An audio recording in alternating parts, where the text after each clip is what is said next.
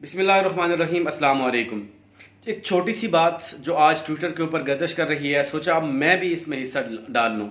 Bureaucracy के बारे में आप सब जानते हैं। पाकिस्तान के बहुत सारे चैलेंजेस हैं और कुछ दुश्मन ममालिक के हैं और कुछ हमारे अंदरूनी जो अपने लोग हैं उनके हैं, और इनमें से ब्यूरोक्रेसी एक है। और कुछ लोगों का ये भी कहना है कि ब्यूरोक्रेसी किसी भी मुल्क की ऐसे होती है जैसे एक बैकबोन की हैसियत रखती है, लेकिन पाकिस्तान के अंदर इसकी कंडीशन जो है वो अपोजिट है।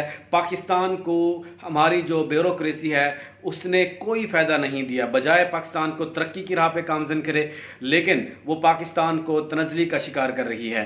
तो ये बात हम सब जानते हैं। पाकिस्तान के लिए कभी अदलिया का मसला, कभी किसी पॉलिटिकल उसका मसला, कभी कोई एहतजाज करने के लिए आ रहा है, कभी कोई प्रोटेस्ट करने के लिए आ रहा है, कभी वकला की वो, और कभी मौलवी हजरात जो हैं वो आ जाते हैं, और कभी क्या, हर बंदा अपने मफादात की जंग लड़ रहा है।